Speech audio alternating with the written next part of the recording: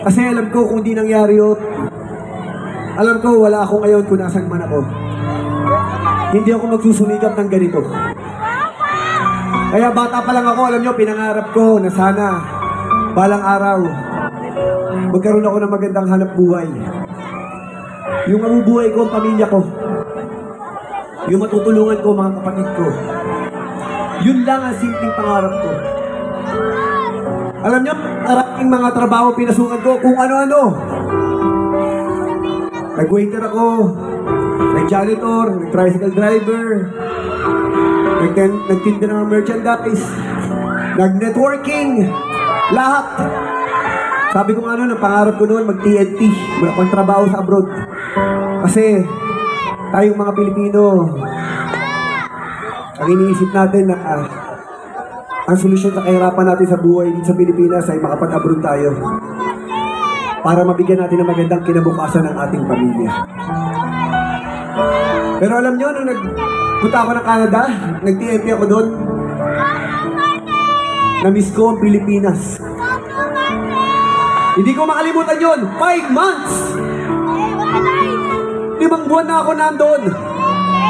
Alam niyo yung map na pinalalampaso ko na mahal ko nung umpisa? Na pinakakain at ingatan ko. Nung 5 buwan na ako doon, inahampas ko na yun sa lamesa. Nagwawala na ako. Lahat ng mga masarap na pagkain nakakain ko nung umpisa na tuwan-tuwa ako. Yung mga steak na makakapal na first time ko nakain. Nasabi ko, napakasarap pala ng steak dito. Lahat yun, di ko na na-appreciate. Alam nyo, kasabihan nga na doon sa abroad,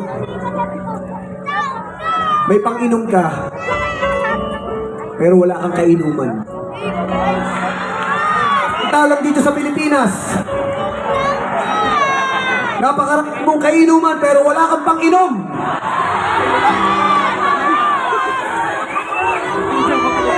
Pero alam nyo, sa totoo lang, mas pinili ko pa rin umuwi dito sa Pilipinas. Alam nyo kung bakit?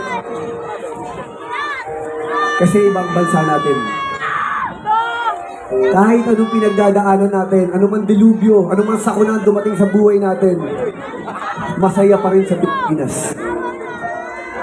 Namimiss ko pa rin yung mga kababata ko, mga kalaro ko, mga barkada ko. Yung mga kapitbahay kong chismosa. Yung mga kapitbahay kong walang ginawa kong pagdahapon.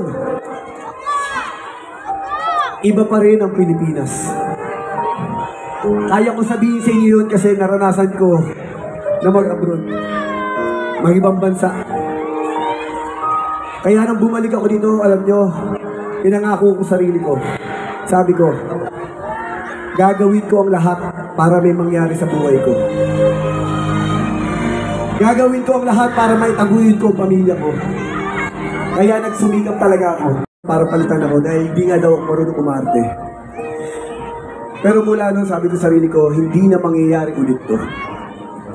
Kaya ang ginawa ko, mula nun, nagsumikap ako. Talagang pinagbuti ko. Wala akong pinalampas na pagkakataon hanggang natupad ko ang lahat ng aking mga pangarap. At ba't ko kinuha kayo ito sa inyo to? Kasi, kagaya nyo rin ako. Pare-pareho lang tayo. Alam nyo, hanggang ngayon, pag tinanong nyo ako, nakagraduate man ako ng college, hindi pa rin ako magaling mag-English. Pag nakakarinig ako ng nangangatog ako. Pinakikiramdaman ko ano kaya ibig niya sabihin, ano kaya sinasabi niya. Yun lahat ng sikreto na ginamit ko. Chag!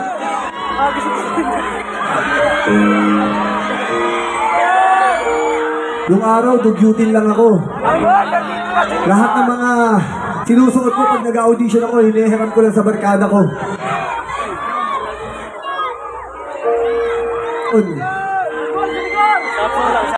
Hindi ko inaasahan na maaabot ko to. Kaya ako nagpapasalamat sa inyo na sobra-sobra. Kasi yun nagdala sa akin kung nasan man ako ngayon. Kaya gusto ko kayong pasalamatan ng sobra-sobra. At gusto kong malaman nyo, Tanggol! Siraman yung tatay mo! mahal na mahal ko ang lahat ng mga tao tumulong sa akin. Ang lahat ng mga taong nagtiyaga, nagtiis para maihatid ako kung nasan man ako ngayon. Gusto ko pasalamat, pamilya ko, lalong-lalo na ang lola ko. Lahat, thank you. Love you so much.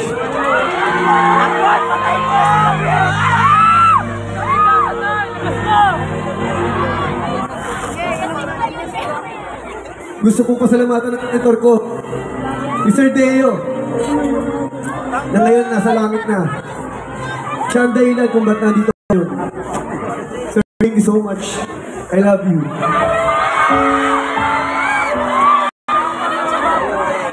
Kay Kuya Im, kay Direk Dante, kay Tito Ed, sa manager ko, Mother Bibo Bulet. Sobra sa pagtita talaga ginawa sa akin. Pa na talaga. Pamilya ko, thank you ko sa mga kapatid.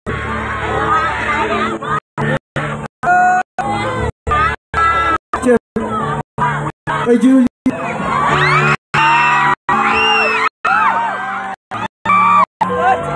Dyan para lang ako gabayan. Nakasuporta sa likod ko kahit anong ginagawa ko. Nagtitiis. Ang number 1 kahanga ako. At sa lahat ng mga kasamahan sa produksyon, sa lahat ng bumubuo ng Batang Quiapo, ng probinsyano, sa ABN, na Sir Mark, ng mga boss pero Kalamis Kay, at lahat ng mga tao tumulong sa akin. Maraming gusto ko sa mga pagkakatao sa mga kasamahan sa Coco Plus. Ay Kuya Maki, thank you so much. Isang genius, napakapatay na tao. Kay Sir Norman. Sa lahat-lahat na bumubuo ng Coco Plus, thank you so much. Dahil napakaisang napakaganda ng naisin natin iandog sa mga na mabigyan sila ng hanap buhay. Na makatulong tayo sa mga Pilipino. Thank you dahil binigyan nyo ako ng oportunidad na mapasama sa inyo, na makatulong sa inyo at makatulong sa mga tao. Maraming salamat po sa lahat-lahat. Sa lahat Pilipino, lahat ng mga nagmamahal sa akin mula noon hanggang ngayon, kayo nagdala sa akin dito. Thank you so much. Sa lahat ng aking mga kaibigan na tumutulong sa akin. Kay Prati, Direk Prats, thank you. Kay Ate Mickey, kay Kuya Art, hindi kong kasama, Tin. At lahat ng mga tao, sa aking mga makeup artists, Kalay Star, wala Mami Jo, thank you so much. At sa mga tao pang nakalimutan ko, thank you so much and I love you. I love you. Wow, grabe. Alam niyo ba, mga kabita, honestly, walang script to. Bago pumasok si Coco dito, sabi niya sa akin, Paps, maiksi lang to. Pero wala eh. Ito na yung kumbaga lumalabas sa puso niya. Paps, congratulations. Congratulations dahil ito na. Parang concert mo na to, pangarap na natin to, di ba? Alam nyo! kami namin pinagsamahan. Nangangarap kami. Alam nyo, kami dalawa, ngayon, sobra kaming proud sa isa't isa. Ako, naging direct ako, nang hindi inaasahan. Sa akin yung ganda mo pa, natin ang ating mga pangarap. Kasi namuhunan sa mga sarili natin. Totoo yan. First movie ko ako nag-produce. Kasi, naman magkakala sa akin, hindi ako nagkala. Hindi nga ako marunong mag-English. Sabi ni Papa, ako din. Totoo yan. Ako rin nag-produce ang unang concert ko. Para maniwala sila sa akin. Dahil matitip sa amin kung hindi namin sila ng aming mga sarili at magkakaroon kami ng lakas ng loob. Alam nyo, napakarami namin pinagdaanan, napakarami naming laban na pinagdaanan, mga pagsubok. Hindi kami basta-basta pinagdaanan, hindi ka na. Sobrang akong proud.